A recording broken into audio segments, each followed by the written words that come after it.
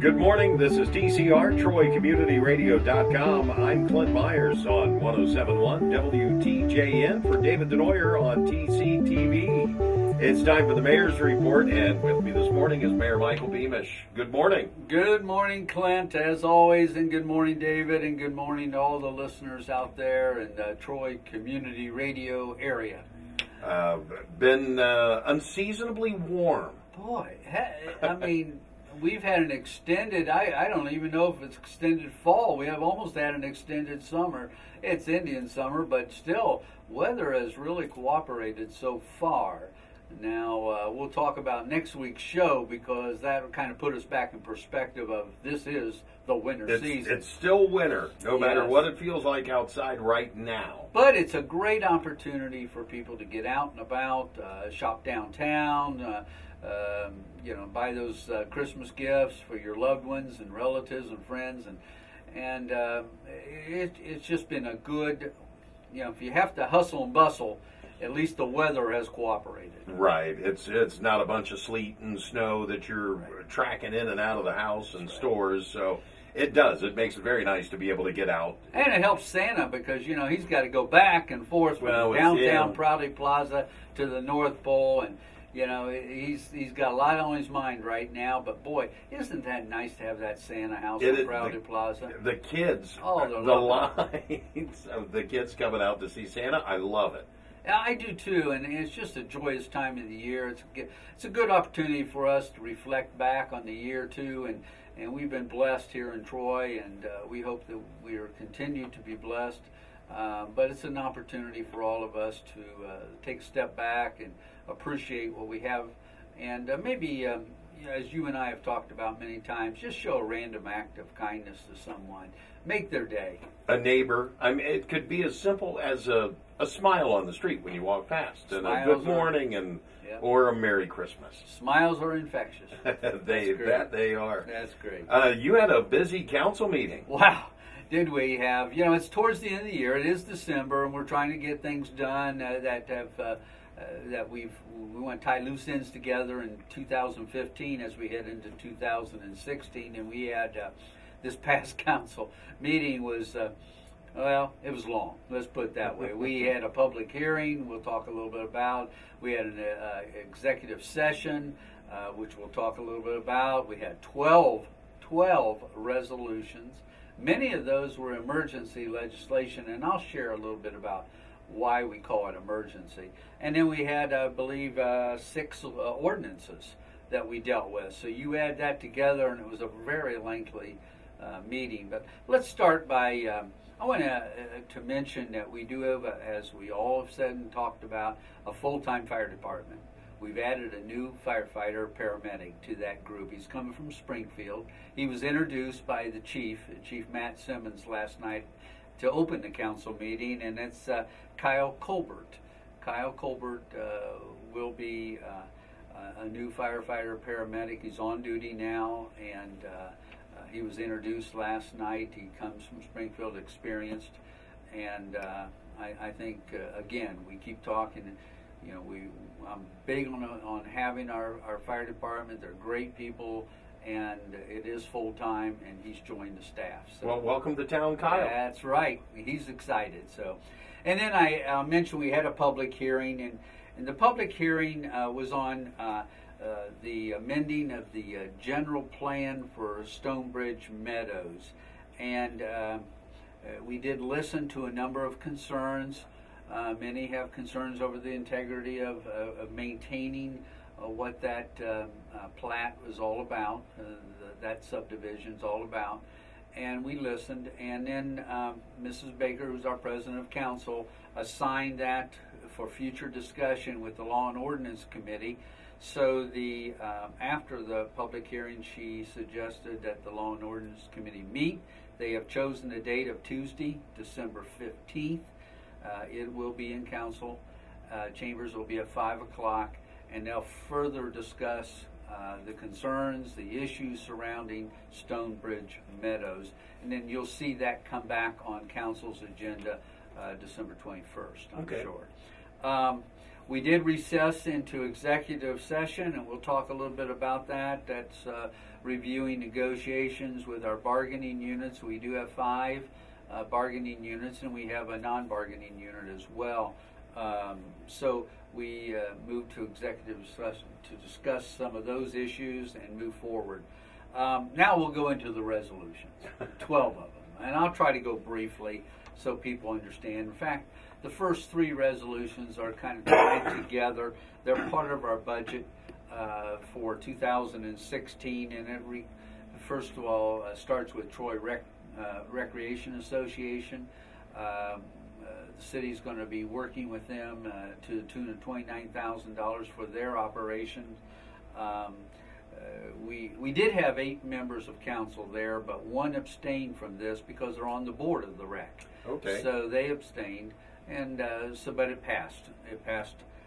The other funding stream was the Troy Main Street, and that was $55,000. That's what they requested, and that was passed 8-0.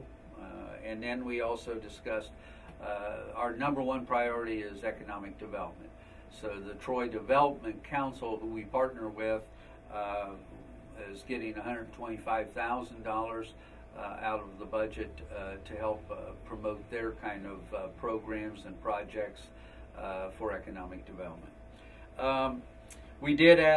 There was a request from the Personnel Committee to extend a duty injury leave from the 90 days of one of our employees, and that we are allowed to add an extension of 30 days to cover those that time period for injury leave, and council voted to extend that 30 days to that particular employee. We had a discussion about the law director and his assistants. We all know the elections are over and Mr. Livingston will be stepping down. Mr. Grant Kerber will now become our law director. He's experienced. He's been a law director before. But he has a staff, and this was all emergency, so we need to tie these things down. And I'll talk about emergency after I get done so people understand when we talk emergency what that really means. That was emergencies. The same for the injury leave was emergency because we want to continue that leave.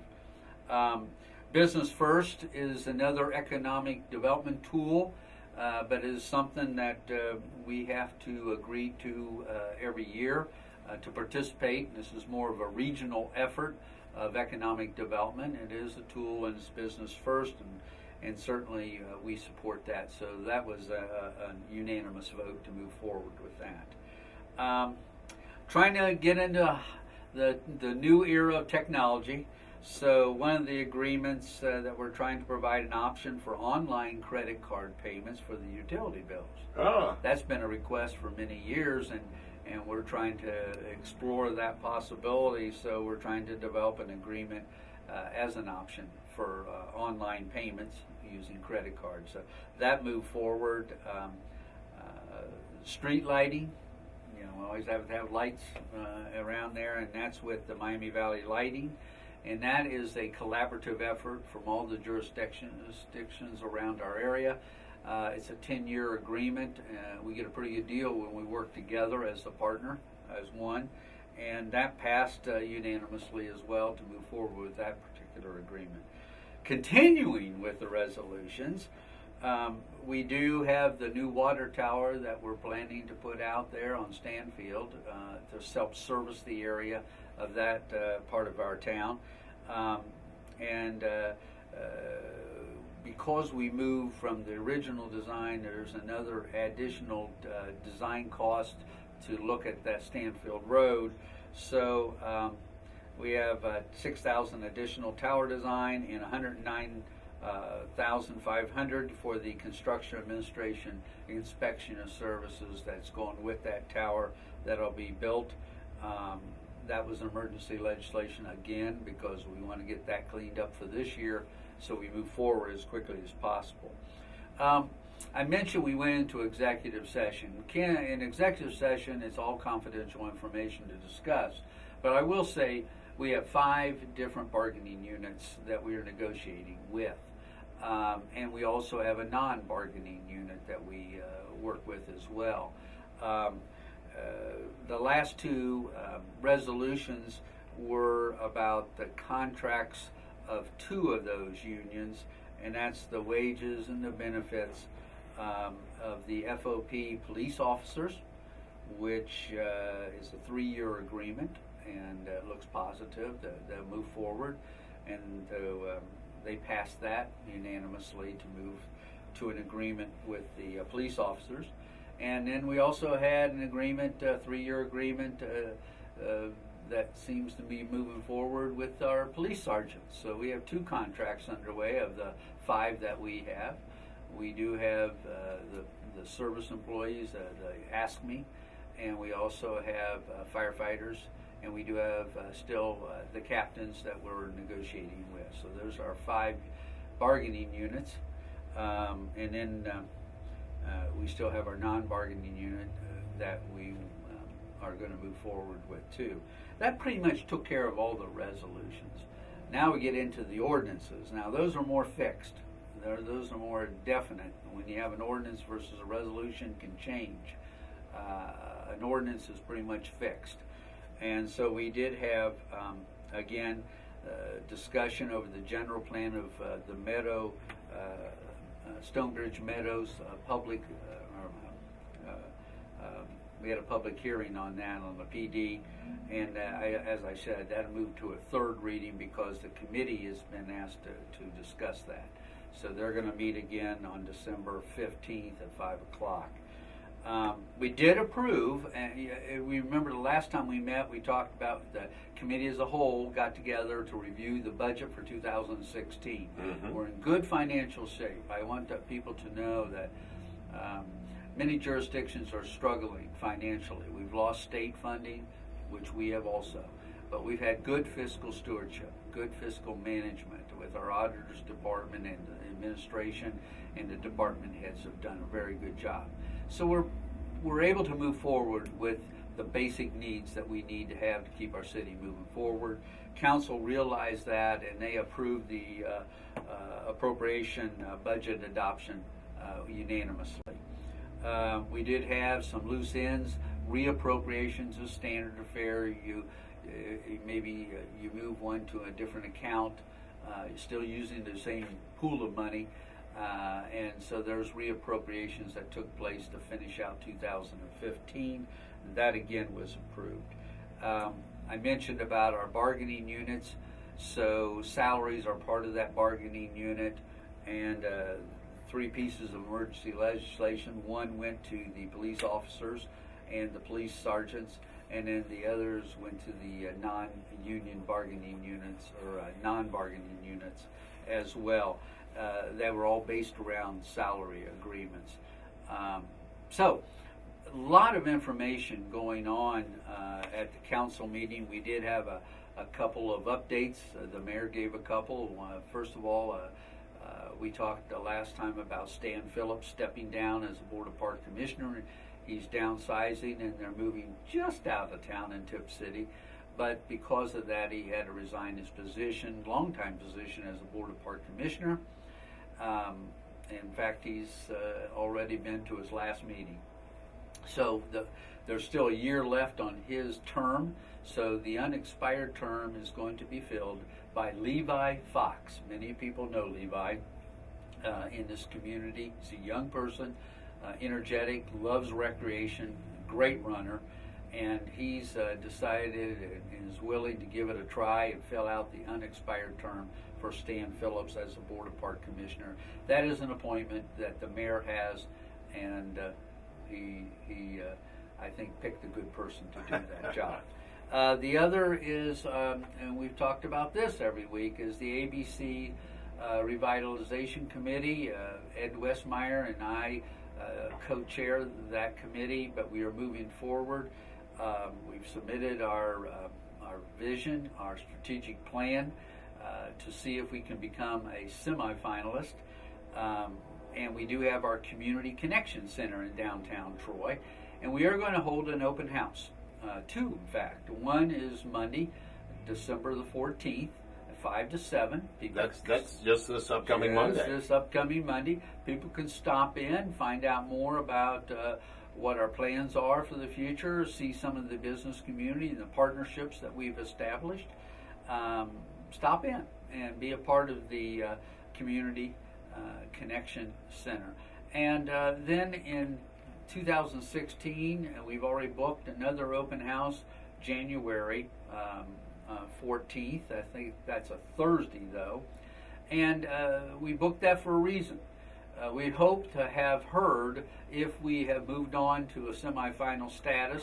And if we are, we'll have a big celebration open house that night. If we find out we didn't make that cut, we're still, as the steering committee, are so committed to Troy and the vision of Troy for the future that we're going to still continue to meet. So we will still have an open house celebration regardless. Wonderful. On January 14th. Well, it's nice that it's made, like you said, even if we don't move on, this is set up now that's what we're looking at. Yep. And it's a good thing. Everybody that's a part of that steering committee has made a commitment to see this through. And we certainly would love to be a semifinalist. There's financial gain for that to do, to help us implement. And it moves us closer to the grand prize, $3 million, $2 million, or $1 million, which would be a big help to moving us forward. But regardless, we think Troy is a great community. We want to keep it that way, and we're going to move forward with our plans, just maybe a little slower pace. So does a lifetime supply of chocolate come with that, too? I don't think so, but maybe we'll be happy with somebody. with the award and the $3 million. That's right. And this is, again, sponsored by Frontier and Dish. It's a national contest, so we're competing with other communities all around, not just around Miami Valley. In fact, it's from the United States. Absolutely. So we're in the top 50. All right, that's impressive just on its own. That's right. Well, that's pretty much all things that were discussed and decided at a long council meeting. It was but again, a big council I mentioned meeting. Emergency legislation because we had a number of items. Emergency legislations are those things that have a timeline attached to it, where you want to get it done either because of choice or because of mandate, or we know it's needed at the time. So emergency just simply means that upon the mayor's signature, it becomes enacted as a legislation and law. As opposed to just the 30-day wait period after legislation is passed by the legislative branch council, and then I sign it, and 30 days later it becomes a law. Or a regulation or a law. Like you say, these are time-sensitive things that need to be... Or they're so routine that you've done this so many times, let's just get it off the table and move forward. But all these cases, the many that I've shared today, you can see they have some urgency attached to them. We want it to get done. We want to move forward with the plans. I forgot one of them, and that's the design of the McCaig Improvement Plan Phase 3. You've seen McCaig moving forward down towards Haywood School and beyond. Well, we're up the railroad track right now. It is so nice up to the railroad track. Yes, it is. It was a lot of time. I know it was an inconvenience, but if you drive down there now, you can see that inconvenience has produced a nice, smooth road, but all the utilities are in place. New sidewalks, everything. New driveways. Right. It's new everything. Well, now we're going to take that from the railroad track and move it down McCaig through and past Haywood School and go to Lake Street is our next section of road improvements, and that's Phase 3. And I failed to tell you, that we're looking at that agreement for the design of that new Phase 3 project, and that'll be a $150,000 design project. And I think that's going to be needed, especially if you look around Haywood School. It's kind of bumpy around there if you've ever driven there. I live in that area, so I do it all the time. So it'll be nice to see a nice smooth pathway down the street of McCaig. Well, I think we've been lucky too with the weather.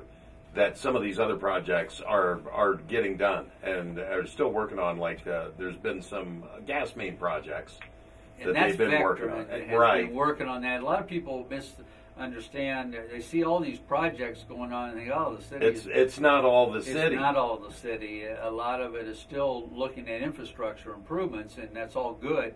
But a lot of it is outside groups coming in doing their work as well, and Vectren is one of those. Well, kind of like I would think that the gas lines in town with Vectren are like the railroad tracks with CSX.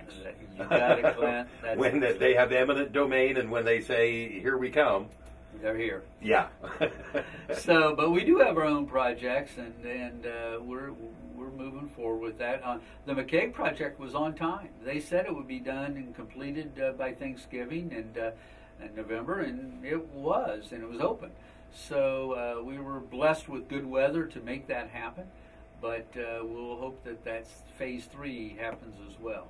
Well, I hope it all goes just as smooth, and that it's just as smooth afterwards. Very good. Well said. We had a lot of events and things that went on last weekend. Wow. I know you got to go over to, you went to, I know you go to almost everything, but you went to the Barn in the Park. The Troy Civic Theater had a show. Had a family gathering. Mm-hmm. Wonderful program, and it's still going on this weekend. So if you want to see local talent and a very good production, I would suggest Troy Civic Theater. I think they're going on. As this show's aired on Saturday, there will be Saturday shows, so you can still get time to see that. This past weekend at Hobart Arena, they had the Celtic Tenors. A wonderful program. I was not there. But great reviews of that show. It was the same program that my wife and I had the opportunity to see at Schuster Center on Friday night. We have tickets for that series, and so we actually got to see that there. But it was the same show, and they mentioned Hobart Arena. They were going to Hobart Arena on Sunday to put on a wonderful show. People who went to that show, I know, came out of there saying this was a wonderful opportunity. Elvis was here this past weekend, put on a show at Hobart Arena. A guy named Clint Myers who performed at the Hainer Cultural Center, a wonderful week. And you and I have talked about many times, Clint, just to go to the Hainer Center, just to walk around at Christmas time is a treat. Love all the decorations, all of the music. The Troy Tones performed. Linda Lee Jolly, David Wyan, the staff of the Hainer just put on such a great event, and I was lucky to be invited over to get to be an honorary staff member that day. Well, these are local talent, you included. I mean, this is what's special about the Troy area and community is that many people have great talents, and they bring that talent to share. And I think that's another reason Troy is Troy. And thank you for what you did. But this is the Christmas season. We want people to come downtown. We got the Santa House. We've got just a lot of good things going on at this Christmas season. Well, Santa House will be open again on this Saturday and Sunday. And Sunday. So the kids can come down. I think it's 4 to 6? I think it's 4 to 6. Or we'll look here at the... Yep, I got 4 to 6 on, on Saturday. What do we got here? We're December, the 12th. So 3 to 6 today, and then Sunday is 4 to 6. So we got plenty of time to visit Santa for the family and the young'uns. And the kids can bring down their letters to Santa Claus. The mailbox is there, and they can put it right there on Crowley Plaza, too. Just in case Santa would forget. Yeah.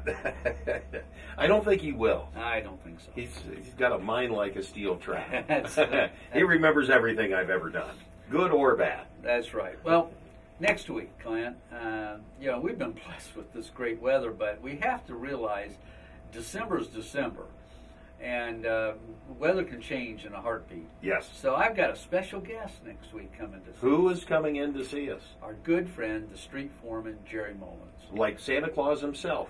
He usually comes and spends twice a year with us, once to talk about the fall foliage and the leaves, and this time he's going to come and talk to us about those winter weather conditions. and the possibilities of winter weather conditions. Right now, we're looking at them as tentatively. Tentative, that's a good way But chances are we'll have some snow and some freezing roads.